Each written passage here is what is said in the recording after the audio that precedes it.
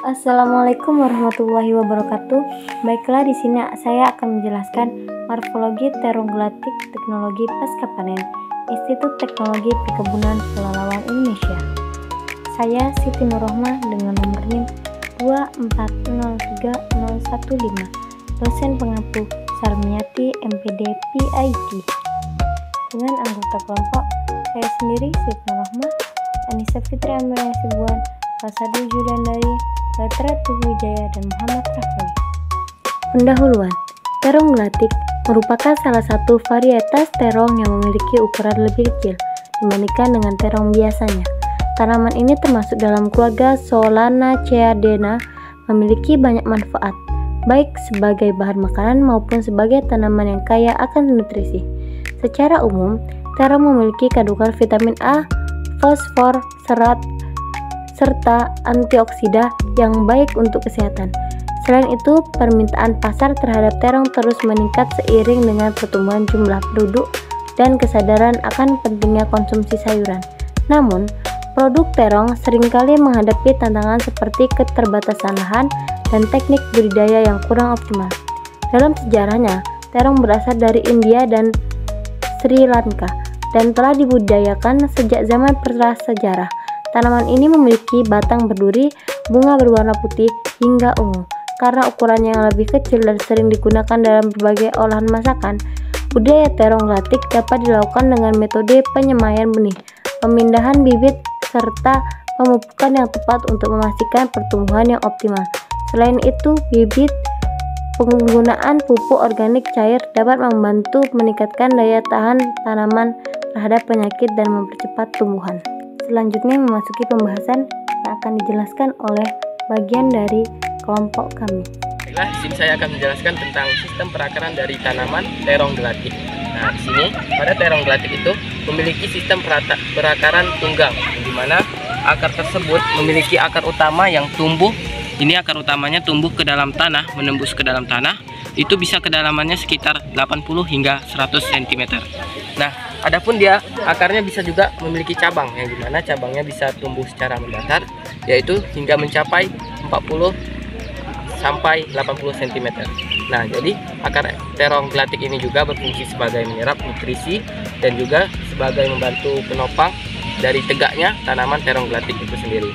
Adapun untuk ciri fisiknya dapat kita lihat di sini bahwa akar terong gelatik memiliki ciri fisik berwarna kuning kecoklatan. Nah, terlihat seperti yang di bawah ini.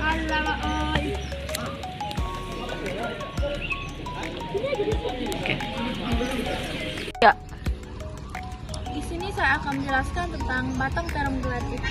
Batang terong gelatik yaitu teksturnya agak sedikit berbulu halus, apalagi pada batang yang bagian muda. Tekstur batangnya juga dia agak sedikit berkayu pada batang yang tua, apalagi tapi seiring waktu batang itu akan berganti dengan batang yang lebih muda. Fungsinya yaitu untuk menopang dan transportasi nutrisi dan air. Pertumbuhan batangnya yaitu bercabang. Mungkin cukup di situ. Di sini saya akan menjelaskan daun terong gelatik. Daun terong gelatik merupakan bagian dari tanaman terong bulat yang dikenal sebagai varianti terong dengan bulat kecil berbentuk bulat dan berwarna hijau keputihan. Daun memiliki struktur khas seperti daun terong pada umumnya, terdiri dari tangkai daun, dan helaian daun. Tangkai daun berbentuk silinder dengan sisian agak pipih dan memiliki tebal di bagian pangkal dengan panjang sekitar 5 sampai 6 cm. Helaian daun memiliki ibu tulang daun, tulang cabang daun, dan urat-urat daun yang berfungsi dalam proses fotosintesis dan pertukaran gas. Jadi ini merupakan urat-urat daun. Yang kecil-kecilnya merupakan urat-urat daun, yang di tengah ini merupakan pangkal daun. Terima kasih. Halo teman-teman, di sini saya akan menjelaskan struktur bunga pada pohon terong gelatik. Struktur bunga pada pohon gelatik ini termasuk struktur bunga yang sempurna karena memiliki benang sari dan putik sari. Bunganya tumbuh di ketiak daun, umumnya berukuran kecil. Kelopaknya terdiri dari 5, mahkotanya berbentuk bintang, tersusun dari 5 petal. Benang sarinya berjumlah 5, tersusun melingkar membentuk tabung, dengan kepala sari membuka lewat pori kecil. putihnya terletak di tengah, terdiri dari ovarium bulat, stilus ramping, dan stigma lengket. Bunga ini bisa melakukan penyerbukan sendiri maupun dibantu serangga. Struktur bunganya kompak dan sederhana, sesuai dengan karakter tanaman yang produktif dan berbuah kecil. Baiklah, pada kali ini saya ingin menjelaskan tentang buah terong gelatik. Jadi, buah terong gelatik kita dapat lihat di sini. Itu jika buahnya masih mentah, buah berwarna hijau dan memiliki garis-garis putih seperti ini. Itu ada garis-garis putihnya. Jadi buahnya itu berbentuk oval dan akan menjadi lonjong. Kemudian untuk buah yang lewat matang itu seperti ini, buahnya berubah menjadi warna kuning. Ini masih ada kehijauannya. Kemudian buah yang telah lewat matang atau busuk akan berwarna hitam seperti ini.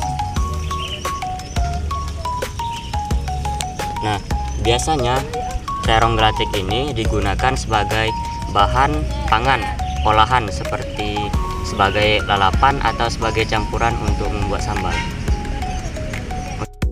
Kesimpulan, ringkasan poin-poin penting dari yang kami amati.